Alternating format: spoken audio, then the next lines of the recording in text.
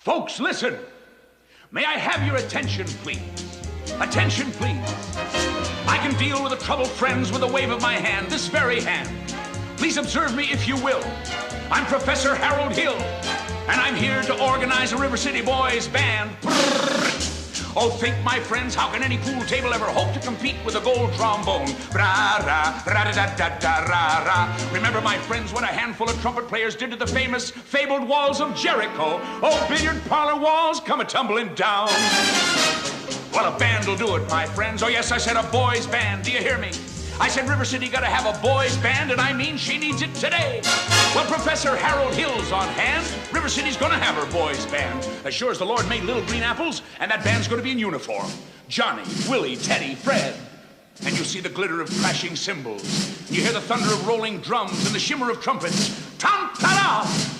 And you'll feel something akin to the electric thrill I once enjoyed when Gilmore, Pat Conway, the great Creator, W.C. Handy, and John Philip Sousa all came to town on the very same historic day. Everett L. Bud Roberts provides us with the start of our story. At the turn of the 20th century, instrumental music in Florida consisted primarily of string bands and orchestras, which accompanied the Chautauquas, minstrels, and medicine shows. The only wind bands were military bands, circus bands, and small community bands or town bands. College and universities had their origins in the normal schools and academies. By 1900, the East Florida Seminary in Ocala had a battalion band. Most college bands before 1910 were organized on an informal, voluntary basis as a recreational activity for students, or to provide music for military functions, and were called cadet bands. From 1920 to 1930, the town bands became more and more popular.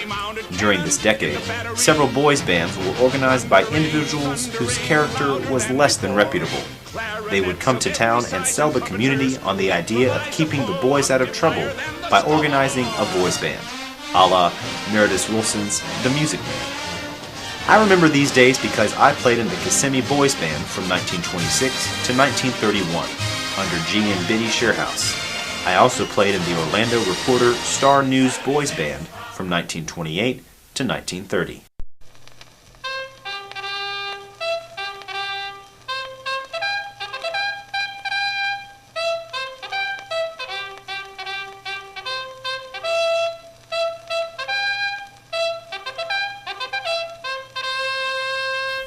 Bands became associated with schools in Florida in the 1920s.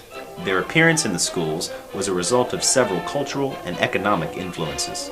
Professional bands began touring the larger cities in Florida in the 1920s as a result of the tourism boom, as Harold Bachman recounted in an article published in the Music Director magazine in 1964. Shrewd promoters began to realize that the future of the Florida tourist industry depended not only on the relatively few wealthy socialites who could afford to patronize the exclusive hotels, but on the thousands of Americans of moderate means who could be attracted to Florida because of the winter climate, investment opportunities, and an interesting entertainment program. City officials and chambers of commerce vied with each other to offer attractions which would induce visitors from the snowbound north to come to sunny Florida for a winter vacation. Officials interested in the burgeoning tourist trade began to consider concerts by bands of professional musicians as a major attraction. As a result, professional bands such as Arthur Pryor's band, Merle Evans' band, Harold Bachman's $1 Million Band, Caesar LaMonica's band, and Roy Smith's Scotch Highlanders made frequent appearances in Miami, Daytona Beach, Orlando, Tampa, and Sarasota. Some cities even built parks and bandshells to house these events. The professional bands flourished until the Great Depression began in 1929. After the Depression, efforts were made to resume the touring concerts, but since many of the professional bands had disbanded, the later bands were comprised of part-time and local musicians. This decline in professional bands and the inception of talking movies forced many professional musicians to search for other ways to earn a living. It was a natural progression for some musicians to turn to starting bands in the schools, not only in Florida, but throughout America.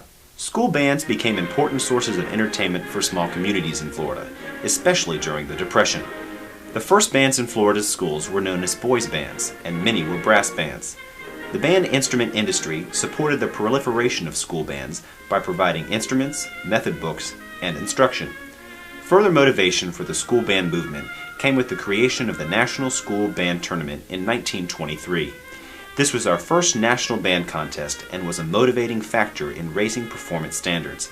But mostly, communities wishing to start school bands had to rely on local expertise and such published materials as were available. The first Florida school to include band in its curriculum was Ocala High School. The Ocala High School Band was organized by Mrs. Brown Greeton Cole during the winter of 1922. The prior music teacher, Marguerite Porter, had developed a strong studio program involving private lessons in instrumental and vocal music, but no organized instrumental ensembles.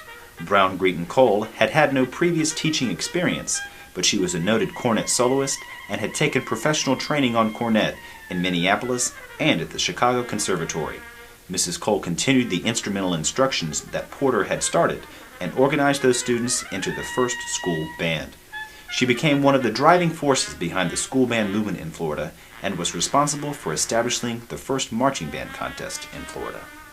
The Ocala Band's rehearsals were in the front room of an abandoned schoolhouse on the school campus, now known as Ocala Forest High School. Heating was provided by wood stoves, which were tended by officers of the band. The band grew from its original 14 boys to 30 in a short time. It soon became a popular source of entertainment for the town, and a 6-concert series was established on the courthouse square. Due to the importance of this entertainment, the Ocala Town Council budgeted $300 to supplement the band fund. The Ocala High School Band also became the state's first traveling band. An all-boy band with a female conductor was a unique attraction, and its services were in demand throughout the state. Their appearance generated much interest in starting bands in the schools wherever they visited. Brown Greeton Cole retired in 1944 after 22 years of devoted service. She was known for performing her duties with great integrity and for being a sensitive musician who inspired young people. In 1944, the Florida Education Association designated Brown Greeton Cole as Mother of the Florida Band Movement. In 1925, Eustis High School became the second school to establish band as part of its curriculum. This band was led by Captain James B. O'Neill and was the winner of the first official state band contest, which was held in Lakeland in 1928. In addition to performing locally for civic events, the Eustis Band traveled as far north as Michigan to promote Florida and school bands. While Captain O'Neill taught at Eustis High School for 9 years, he continued to serve in the military reserve and was later promoted to the rank of major. He left Eustis to direct the struggling yet promising band at Fort Pierce High School.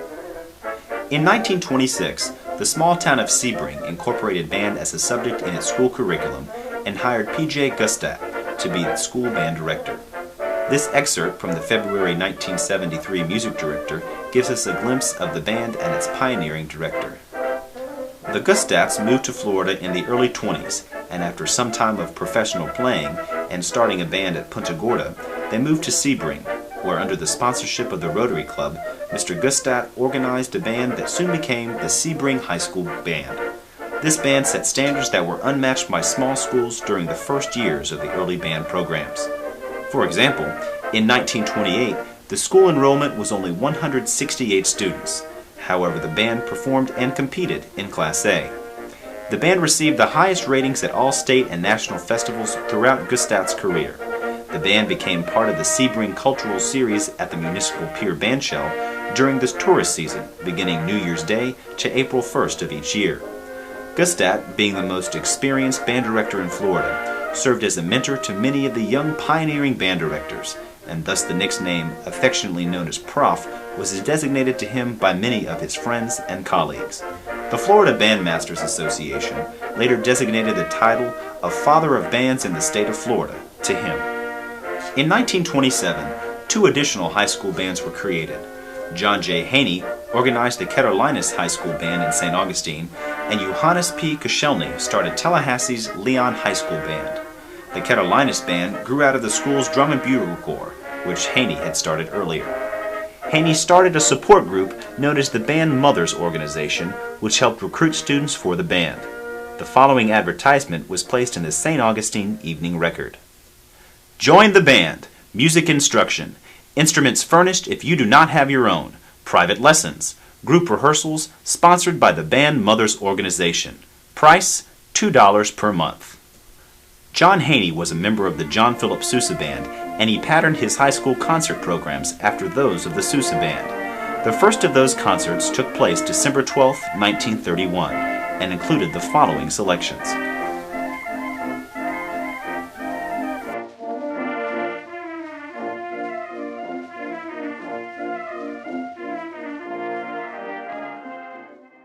In what was probably the first review of a high school band performance in Florida, the local paper declared, "School band is well received at the Plaza Concert.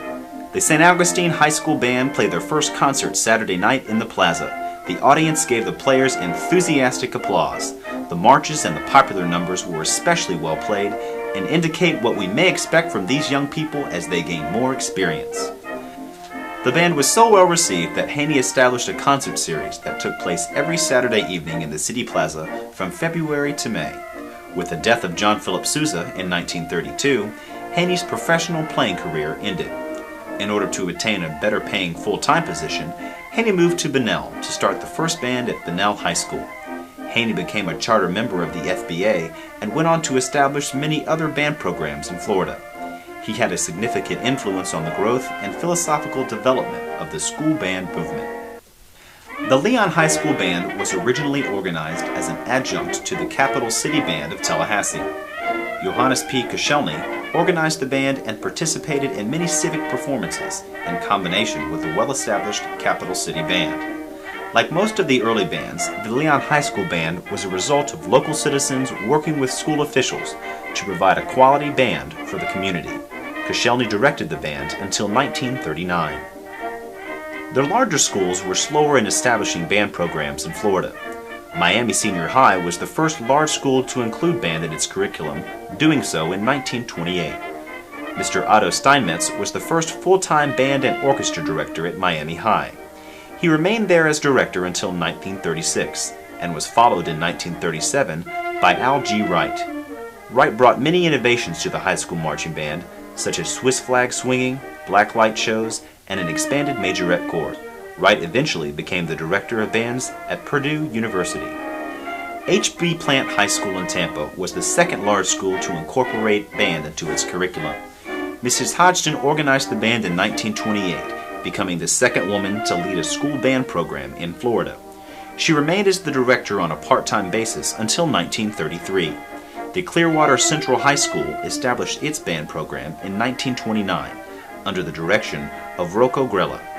Grella, born in Italy, was educated at the Music Conservatory in Naples, Italy, and went on to direct bands in the United States Navy, at Kentucky State University, and was the director of the Scarlet Scar Band in Naples. He remained an active band director in Florida until his retirement in 1946. Sarasota High School was the last school to organize a band in the 1920s. B.D. Sturgis developed the band program at Sarasota High in 1929, quickly expanding the band from its original 28 members to over 80 members. The Sarasota Band was one of the first school bands to move into its own professional rehearsal hall, with acoustically treated walls, riser seating, storage room, practice rooms, and a director's office. Sturgis was from Pennsylvania, receiving his formal education as a violinist. He was also director of the Sarasota Municipal Band and a charter member of the FBA. He remained at Sarasota High School until 1946. Although professional and community bands were in great demand in the larger cities until the Depression of 1929, it was the smaller communities who were quicker to organize and encourage the development of school band programs.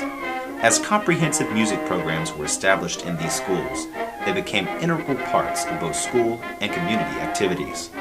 All of the original Florida school bands were established at the high school level. The smaller communities supported the school bands and welcomed the performances given by these bands. It was not unusual for the early bands to establish weekly outdoor concert series, which included a different program for each performance. The next decade saw much growth in the number of school bands. 21 school bands were started between 1931 and 1936. The Depression and the decline of the professional bands hastened the growth of bands in the schools. Directors were in great demand, and it was not uncommon for one band director to be employed in as many as 3 schools. The Works Project Administration, or WPA, created in 1935 by President Franklin D. Roosevelt, provided jobs for the unemployed, including professional musicians. Professional ensembles sponsored by the WPA visited schools throughout Florida, generating additional interest in school bands. The WPA also provided funds to pay for band director salaries in school districts that could not afford to hire directors. Many of the bands in the Panhandle area of the state were started in this manner. The WPA also contributed funds to support summer music camps and in-service projects at colleges and universities in Florida. Music contests were held in the 1920s to promote school music programs and to motivate the young musicians. Originally, the contest included choir, choral ensemble, orchestra, and instrumental solo divisions. Some of the earliest contests, including school bands in their formats, were sponsored by the Florida Federation of Music Clubs. The Federation had sponsored music contests in Jacksonville in 1926 and in West Palm Beach in 1927. Bud Roberts describes the very first band contest this way. "I remember the first band contest held in Florida was in Lakeland on March 28, 1928. Mrs. Brown Greeton Cole of Ocala served as chairman of the music committee of the Florida Association of Music Clubs, whose convention was to be held in Lakeland. The emphasis this year was music in the public schools. Mrs. Cole sent letters to all school principals and superintendents, including the state superintendent, inviting them to the state tournament of bands to be held at the Lakeland Municipal Auditorium at 2 p.m. on March 28, 1928. Her letter would also let them know that talks would be heard concerning bands as a regular subject in the schools. The Tournament of Bands was recognized by NSBOVA as the original and official state band contest. I remember this contest because the Kissimmee Boys Band, of which I was a member, was participating." The city of Tampa also became active in supporting music contests. In 1927, one such contest was sponsored by a Tampa music store merchant, M.L. Price. Price used Harry Grant Sr., then a music teacher at Hillsborough High School, and his principal, Fred Spalding, as consultants in organizing and running this early contest. The Tampa contest was based on a point system, which included the school's entire music program. Therefore, individual solos and ensembles, in addition to the chorus, orchestra, and band, contributed to the final score. Only 2 bands entered this contest, and DuPaul High School from Jacksonville was declared the overall winner. A conflict between the 2 contests was inevitable, since they were both vying for the participation of a very small number of bands. 2 weeks before the 1928 Federation contest in Lakeland, Mrs. Brown Greeton Cole sent a letter to all parent-teacher organizations in Florida, asking for their support and participation in the contest. In the letter, she indicated that the National School Band Association had endorsed the Lakeland contest as the official state band contest and would be presenting the trophy to the winner. Her letter also included the following: "This day, which will include the state school band tournament, will be a thrill from start to finish. No group of men or women interested in the education of our boys and girls can attend this convention without being convinced of the value of music in modern education. At 2 o'clock, the band tournament will take place in the Municipal Auditorium. At 5 o'clock, all of the bands competing will give a massed band concert in the park. Can you imagine anything more thrilling?" The Lakeland contest was very successful and generated much support for band to be incorporated into the school curriculum. The Tampa contest was also very successful, even though most of the state's bands attended the Federation's contest in Lakeland. The 1928 Tampa contest, known as the Florida High School Music Contest, attracted a large number of school music programs because of the incentives provided for them by the Tampa business community. Restaurants provided meals, businesses and local citizens provided transportation, and families opened their homes to the visiting music students. Newspaper reports indicated that 32 schools entered the contest. Hillsborough High from Tampa and Robert E. Lee High School from Jacksonville tied for the school championship. In 1929, the Tampa contest became known as the Florida High School Music Festival Association Contest, and most of the schools with bands shifted their support to it. Bud Roberts, who was in the Kissimmee Boys Band, recalls, "From 1929 to 1936, the Tampa Junior Chamber of Commerce sponsored the Florida High School Music Festival Association Contest. I remember playing trumpet solos in a couple of these contests. We were housed in private homes. In 1932, there were 5 bands participating. Sebring, Eustis, Fort Pierce, Ocala, and Clearwater. But trouble soon emerged, and by 1935, band directors were unhappy with the absence of music teacher representation on the planning committees for the contest. A major concern of the band directors was that rules and music requirements for the Tampa contest were not consistent with national standards. Several bands who competed in the Tampa contest were not permitted to advance to the national contest sponsored by the National School Band Association due to these inconsistencies. Another concern was that the Tampa contest did not use the required music list, which was published by the National School Band Association. In fact, the Florida list contained only 9 of the 34 selections found on the national list.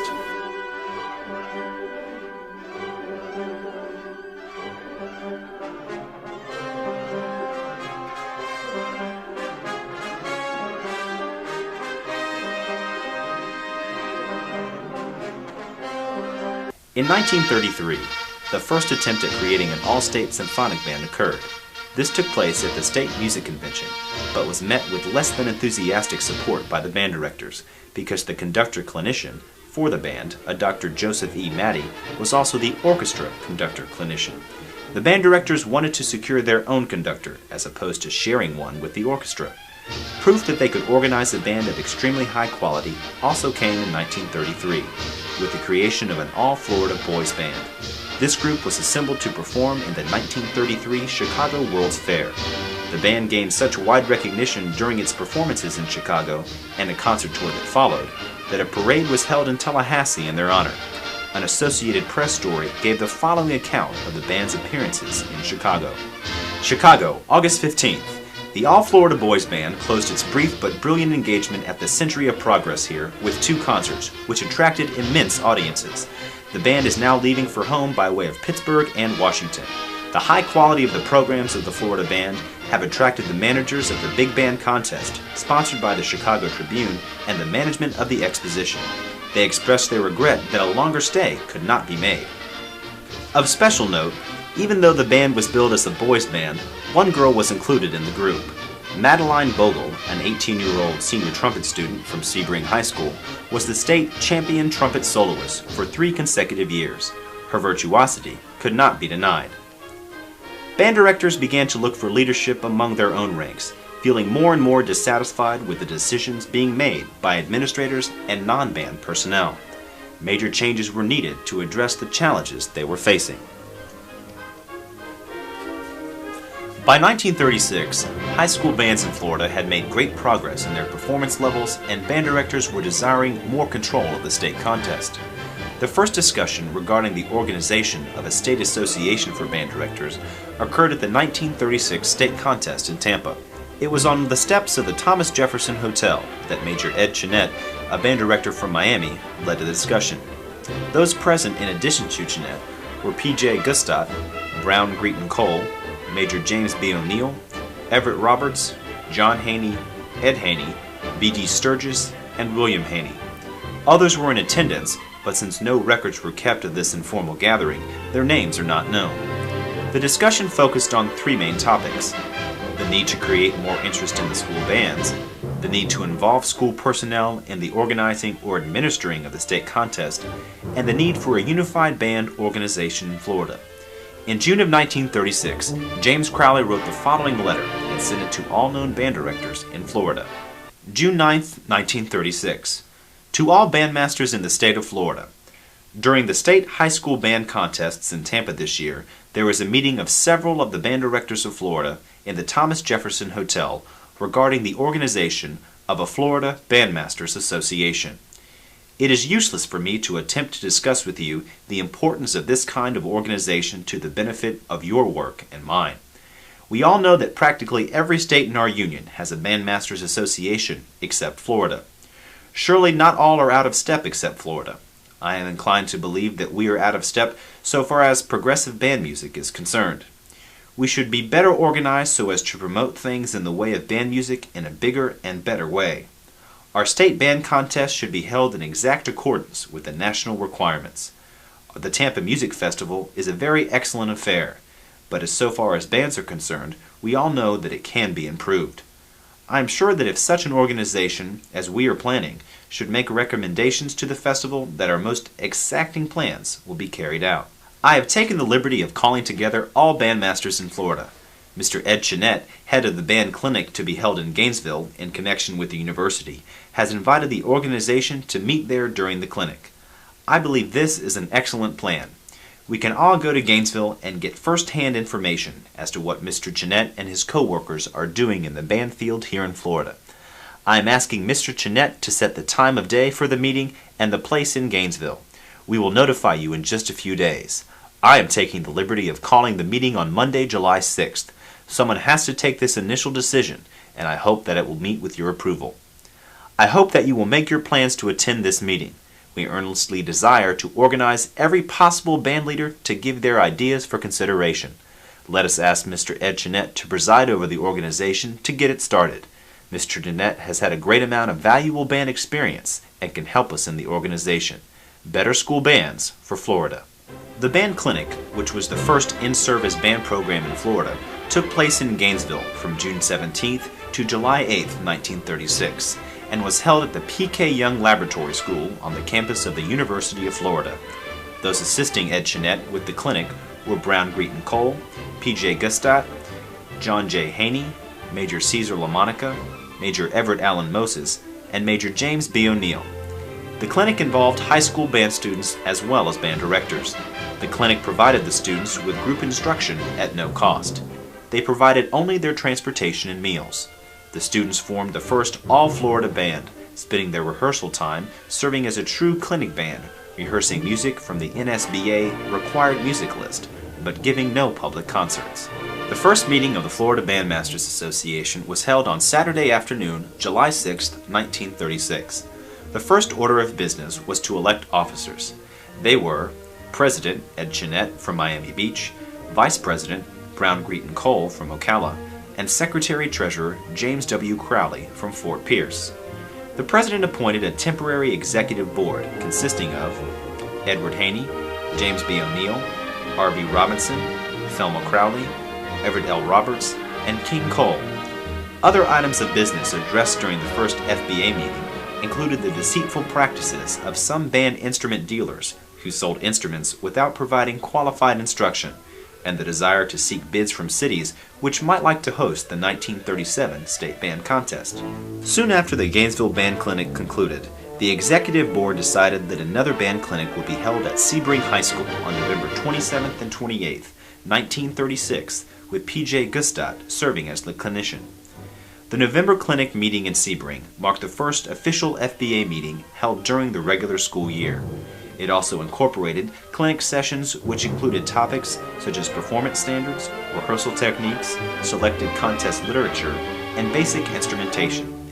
It also included a meeting to discuss the first official FBA State Band Contest, which would take place in 1937. It would be administered by Florida band directors using the rules of the National Band Directors Association. Attending this meeting was Henry Fillmore, a close friend of John J. Haney. Fillmore would go on to influence the standards and leaders of the FBA for the next 20 years. The first FBA bulletin of 1937 contained the following information from Secretary Crowley regarding the State Band Contest. The Band and Orchestra Contest for Florida in 1937 will be held at West Palm Beach on March 8th and 9th. It is being held in connection with the Sundance Festival there and sponsored by the West Palm Beach Recreation Commission with MacArthur C. Black as Secretary of the sponsoring association. Arrangements have already been made for putting on the contest properly. Necessary auditoriums for all events are arranged for. The $1,000 necessary for the maintenance and management of the association and the payment of judges of national reputation and the plaques, certificates, printing, etc. has been put up for the band association. Hotel facilities are available at prices not exceeding 75 cents per person per day, and meals not exceeding $1 per day. With such facilities at our command, we see no reason why this should not be Florida's biggest musical event in history. The contest had 17 bands entered, easily surpassing the former highest total of 12. However, the absence of Tampa school bands indicated that the music festival in Tampa was still a problem to be solved. The leaders of FBA made efforts to work with Tampa festival administrators but it was soon determined that the NSBA would need to take a stand as to which contest would get to send representative bands to the national contest. The following excerpt from a letter from the NSBA president, A.R. McAllister, defined the stature of both contests. The National School Band Association designates the contest held by the Florida Bandmasters Association, which this year will be held in West Palm Beach, March 8th and 9th, as the official Florida State Contest, its winners to be eligible on a regular quota basis to the national contest. The contest conducted at Tampa University will be recognized as a district of the state contest, provided it's conducted under national rules and under the supervision of the officers of the Florida Bandmasters Association. An important philosophical foundation was laid with the planning of the first FBA state contest. It was promoted first and foremost as an educational event. Ratings and awards were not to be the focus. Comments from expert musicians and adjudicators, and hearing other bands were the motivating factors for bands to attend. The judges for the first FBA contest were Colonel Earl Irons from North Texas A&M University, Clayton Chenette from Ames, Iowa, August Ingley from the University of Tampa, Lewis Marvin from Stetson University, and Charles Staltman from the University of Miami. An FBA meeting was held as part of the state contest, and at that meeting it was determined that FBA membership dues would be established. Membership was to be open to any interested person for the annual sum of $1. 60 cents of each membership went to a subscription for the School Musician magazine. Another precedent that was set as the first contest was the use of ratings instead of points or places. 3 ratings were used: First Division, Superior; Second Division, Good; and Third Division, Fair. Those receiving First Division ratings were designated as co-champions. Directors whose bands received the First Division ratings were admonished to avoid declaring themselves in the media as state champions. In a somewhat contradictory manner, however, a sweepstakes cup was established for the band that earned the highest number of points, based on the combined ratings received by the band and the solo and ensemble events. Points were awarded as follows: First Division, 15 points; Second Division, 10 points; Third Division, 5 points. Using this format, the Sebring High School Band, under the direction of P.J. Gustat, won the first FBA Sweepstakes Cup. Band directors at school in the Florida Panhandle were somewhat removed from the rest of the state because of geographical distance. In 1935, they became organized into an association as a result of the Professional and Service Division of the Florida Works Progress Administration, or WPA. Known as the West Florida Division of the National School Bandmasters Association, they participated in festivals presented by the West Florida Festival Commission.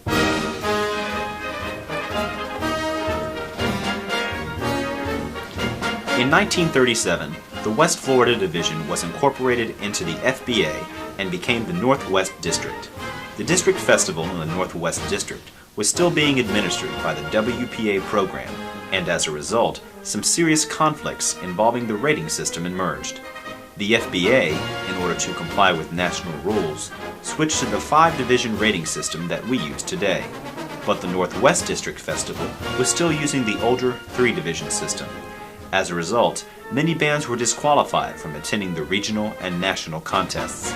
It was not until 1939 that the Northwest District conformed to the FBA-NSBA festival policies.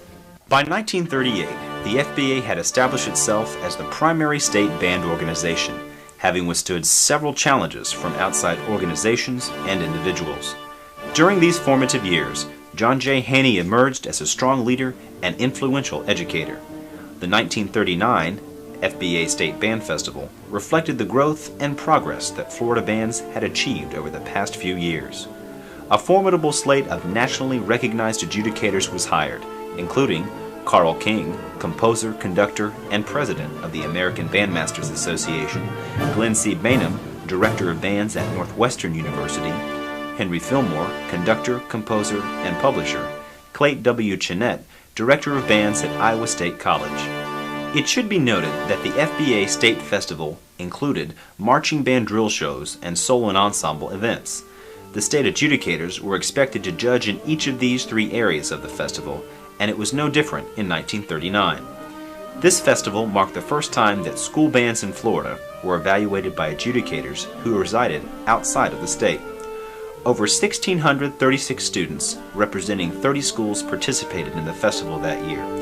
Contributing to the success of the 1939 State Festival, the Northwest District held its first FBA festival, which included 19 bands from Pensacola to Lake City. 1939 also marked the year in which the Florida Bandmasters Association adopted its first bylaws. The 1940 State Band Festival was held in Miami. 36 bands involving 2,096 students participated in that festival. Adjudicators included Clayt Jeanette from Ames, Iowa, Henry Fillmore from Miami, Peter Buys from Hagerstown, Maryland, Glenn Cliff Bainham from Evanston, Illinois, and Earl Slocum from Greensboro, North Carolina.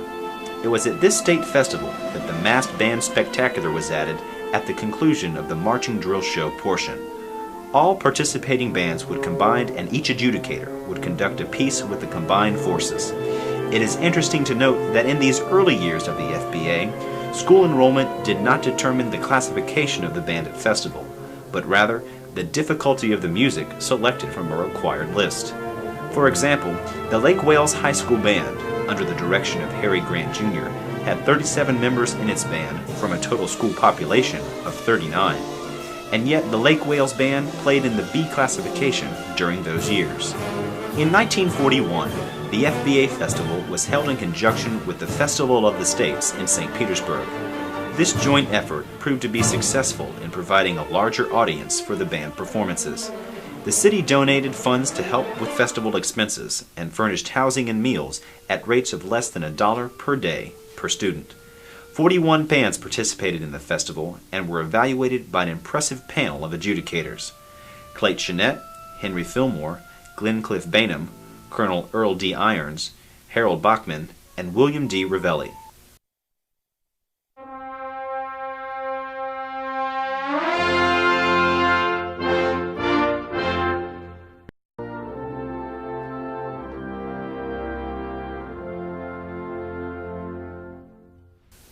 As the Florida Bandmasters worked to promote their fledgling band programs and organize themselves into a professional association in the late 1930s and early 1940s, a wonderful bit of fate occurred.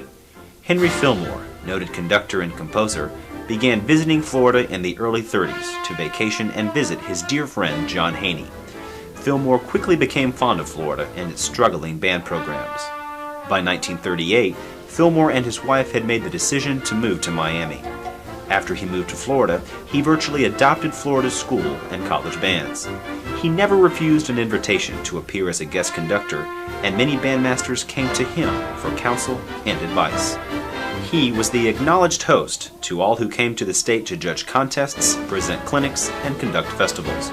Records indicate that, on occasion, he even advanced money to those who needed help in covering the expense of district contests. His love and enthusiasms for band everywhere and his generosity to band students and directors were legendary. Few bands visited the Miami area without being greeted by Uncle Henry. Parties at his home for Florida bandmasters and visiting band directors were memorable and full of Fillmore anecdotes. Fillmore was a perceptive and thoughtful judge. Perhaps it was because he heard things through the critical ears of a composer as well as a conductor. Although he was personal friends with many of the Florida band directors, he was believed to play no favorites and was known for his integrity. After each contest, it was his practice to take all the judges out to dinner at his own expense. His friendship with John Haney strengthened as they worked together in the state. He told Haney that he wanted to do something to help start new bands throughout Florida. In an effort to hasten the progress of bands, Fillmore began conducting concerts without charging an honorarium. He coined the phrase, "Every kid loves a band," suggesting that all one needed was the opportunity to participate. He recognized that some small towns sometimes had better bands than those in the big cities, because the kids worked harder at it and there were fewer competing activities. Research indicates that Fillmore and Haney were responsible for starting 32 school bands in the central and northwestern regions of Florida between 1939 and 1942. Another of Fillmore's contributions to the history of Florida's bands was his efforts to attract some of the best teachers in the nation to come to Florida. Perhaps his most important recruit was Otto J. Krushauer, who was working for the C.G. Kahn Company, when Fillmore enticed him into coming to a nice little town in Central Florida that was looking for a band director. Prior to joining the Kahn Company, he had been a very successful music educator in Wisconsin, was a former member of the Sousa Band, and it had been named one of America's 10 top school bandmasters by the School Musician magazine. In August of 1941, Kraushaar accepted the position at Lake Wales High School, bringing with him a wealth of knowledge and experience that would impact many other band directors throughout the state.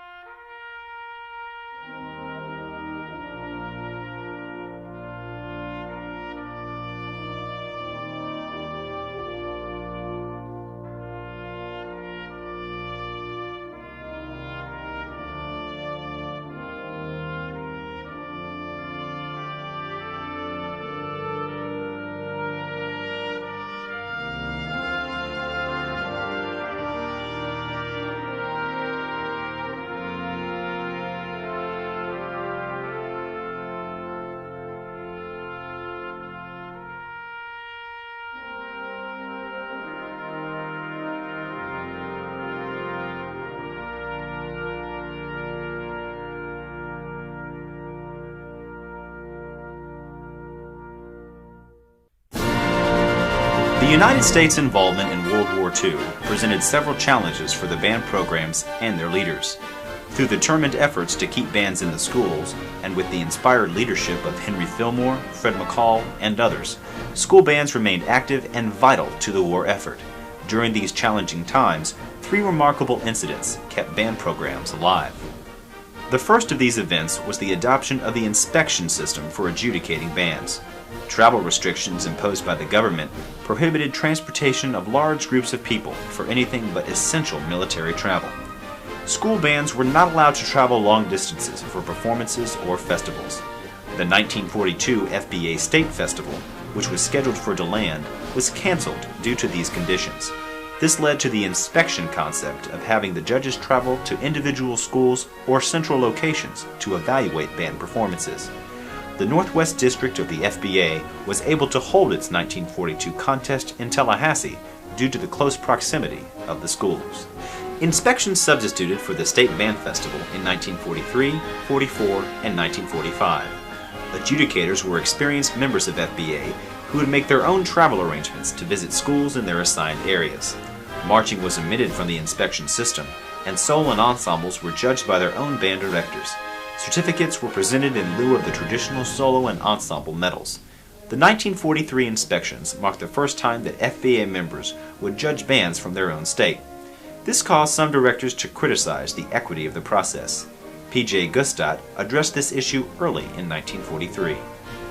I wonder if the directors of the bands being inspected appreciate the arduous and, may I say, thankless task of the judges, especially when they justly judge out second and third divisions to bands who have made higher ratings in other years.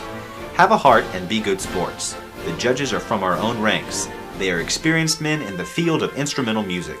You may be sure that they have human frailties, but they are trustworthy, and their decisions this year will be the cause of better bands next year. Adjudicators were paid $15 per band and were responsible for their own expenses. The executive committee decided that Henry Fillmore would judge the bands of the inspecting adjudicators. The following assignments were made for the first year of the inspection evaluations.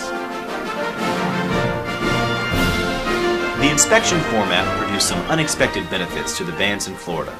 Since most of the inspection performances were conducted during school assemblies, a larger audience was reached than in the normal festival situation. These performances provided further reinforcement for established bands and gave the younger performers additional support. The 1944 inspections followed the same format as in 1943, with the addition of limited festivals at Tallahassee, Leesburg, and St. Cloud. Marching was an option in the 1944 inspection evaluations. The last year of inspections was 1945. The second major event of the war period was the formation of the Florida Music Educators Association. This occurred as a result of a combined music clinic and concert staged by the Florida Vocal Association, the Florida Orchestra Association, and the Florida Bandmasters Association. The organizational meeting of the FMEA took place on November 21, 1944 in Tampa. Otto J. Kraushaar was elected the first president of the FMEA. The new association received strong support from the State Department of Education, due in part to its realization that music was an important part of boosting morale of Florida citizens during the costly war period. The third major occurrence was the decision to divide the FBA into 6 districts. When travel restrictions were lifted following the war, FBA reinstated the state-level band festival. The 1946 festival was hosted by the Festival of States in St. Petersburg and had 43 bands participating. It was apparent that the festival had attracted so many bands that it was no longer feasible to schedule the entire festival in such a short period of time. A committee was appointed to devise a new system that would allow all of Florida's bands to participate in festival evaluations. The committee decided to divide the state into 6 districts. The plan included a district festival where bands that received a superior rating would proceed to the FBA State Festival. The members of each district would decide on the sites and dates for their festivals.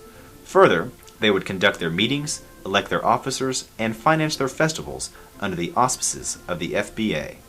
The Florida bands had survived the war, continuing to grow during a time when most of its leaders had served in the military. Despite the use of temporary directors, limited funding, and severe communication and travel problems, the leaders found solutions that were effective and laid the foundation for future progress. FBA leadership extended into its associated organizations. P.J. Gustat was the first Florida Vocal Association president.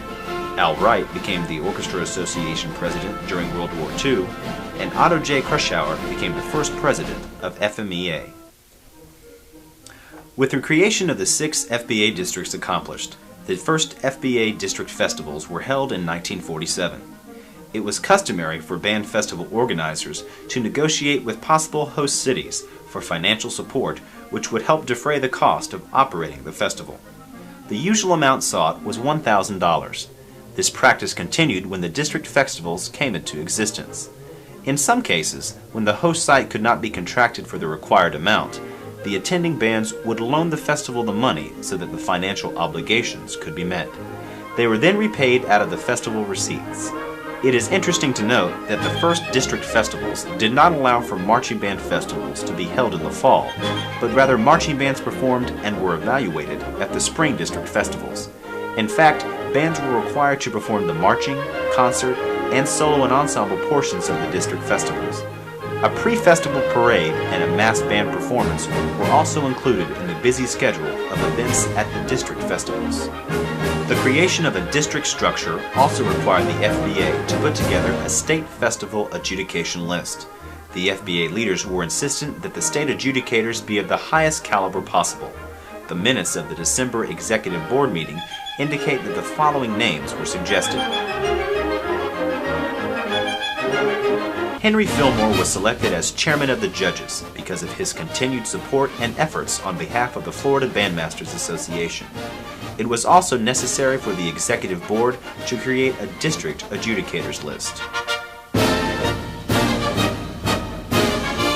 The first FBA State Band Festival, held under the new district state structure, was held in Miami on April 24th, 25th, and 26th, 1947. During this same period, the FBA took a very proactive approach to supporting bands in the state.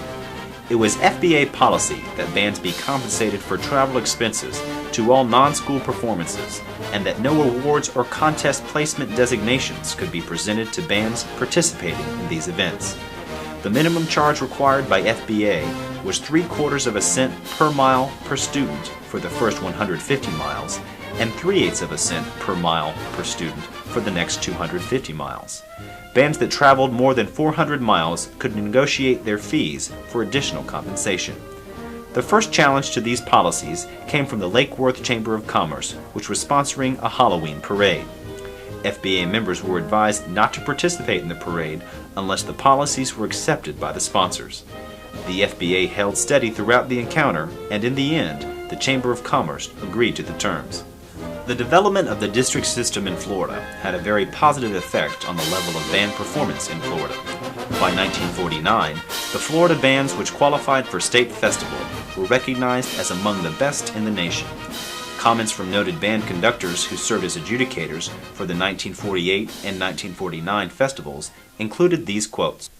one of the finest high school bands events I have ever witnessed, displaying to the highest degree their versatility in outdoor marching exhibitions and indoor concert playing. The band set an enviable standard of quality and balance. Mark Hinesley. It is in my personal opinion that Florida is leading the nation in the development of school bands. William D. Ravelli. With few exceptions, there were no programs in public schools offering instrumental music to African American children in Florida prior to 1940. As a result, the historically black colleges in Florida had no feeder programs for the development of their bands. In 1941, Leander A. Kirksey and J. Harold Brown invited 5 recent graduates of the Florida A&M College Music Department to meet with them to discuss the need for band programs to be established in the public schools. The men who attended this meeting were George Hill, employed at Crooms Academy in Sanford, Alvin Downing, employed at Gibbs High School in St. Petersburg, Raymond Shepard, employed at Booker T. Washington High School in Pensacola, Michael Rodriguez, employed at Booker T. Washington Junior High School in Tampa, and Guy Glover, employed at Dorsey High School in Miami. As a result of that meeting, the Florida Association of Band Directors was formed, with the express purpose of creating school band programs in the schools which were serving African American students. These programs would in turn serve as feeder programs for Florida A&M College and the other historically black colleges in Florida. The association served its members from 1941 until 1966, when it merged with the Florida Bandmasters Association. Presidents who served that association were Leander Kirksey from 1941 to 1955, George H. Hill from 1955 to 1960, and James W. Wilson from 1960 to 1966. The growth of the bands in the historically black high schools in Florida was indicative of the work and influence of these early leaders. The Crooms Academy High School in Sanford was one of the first historically black schools to provide band opportunities for its students. This quote from the 1953 State Festival program provides a brief yet informative history of this pioneer program. The Crooms Academy High School Band was one of the first 2 black bands in the state. Principal J.N. Crooms was fortunate in securing one of the first 2 graduates in band music of the Florida A&M College in 1939. Professor George H. Hill thus became our band director September 11, 1939. Crooms Academy is proud of its record as a pioneer in band music. The first band director, Professor G. H. Hill, is now at Matthew W. Gilbert High School in Jacksonville, Florida, and one of our first band graduates. Professor James W. Wilson is the esteemed band director of Jones High School, Orlando, Florida. The FABD sponsored state band festivals separate from FBA festivals until the merger occurred. The FABD state festivals followed a similar format to the FBA events. The 1953 State Festival, held at Jones High School in Orlando, April 23rd through the 25th, included the following schedule.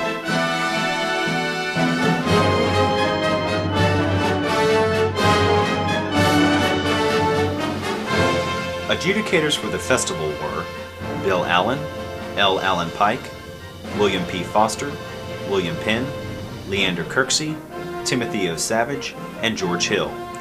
The FABD also sponsored an all-state concert band, which gave its students the opportunity to work with well-known clinicians from various parts of the country. The 1950s saw continued growth in the school band movement in Florida.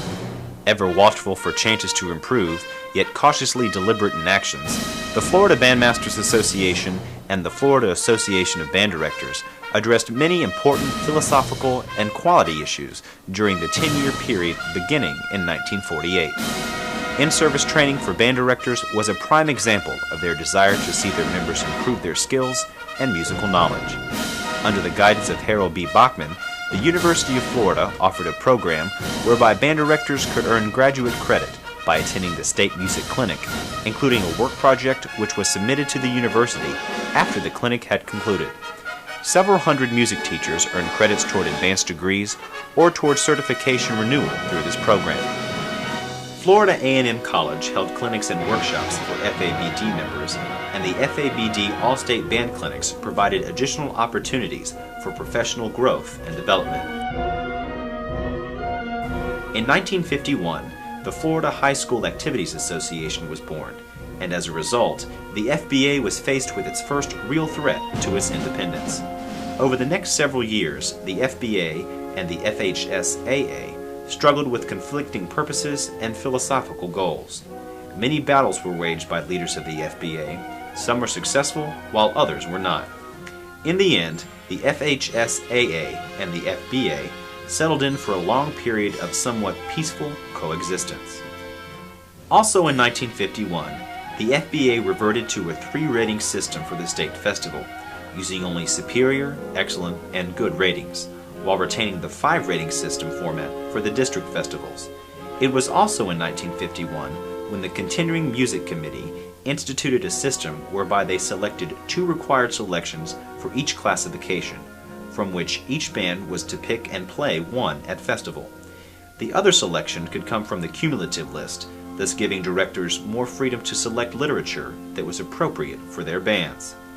In 1953, baton twirling events were added to the festival formats, and the first music list for solo and ensembles was published. Due to the continued growth of band programs in Florida and the success of many of those programs, it became necessary in 1954 to divide the state festival into 2 regions, North and South. From 1951 until 1956, the classification of bands came under revision. By 1957, the classification system had emerged as follows.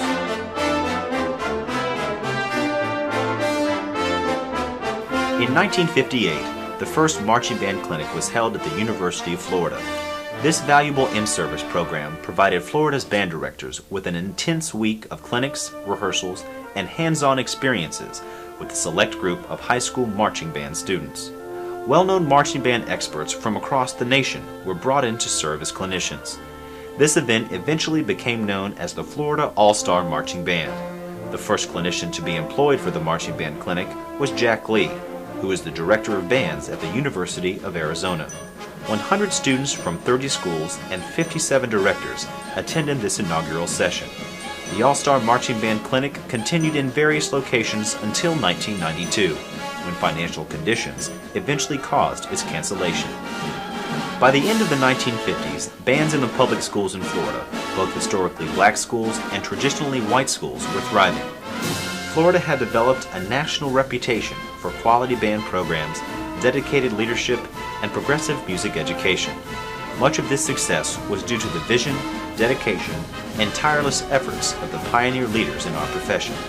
The names of Brown Greeton Cole, P.J. Gustott, John Haney, Everett L. Bud Roberts, Major James B. O'Neill, Henry Fillmore, Otto Krushauer, Fred McCall, Colonel Harold B. Bachman, Leander Kirksey, George H. Hill, and others laid the foundation for our work today. We were both indebted and challenged by their legacies. The first 40 years of bands in the schools in Florida was rich with progress, challenges, and spectacular growth. The second 40 years, we saw even more challenges, more progress, and more dedicated leadership from the men and women who accomplish musical magic on a daily basis with the young people that they mold into accomplished musicians. Stay tuned for the story of the second 40 years.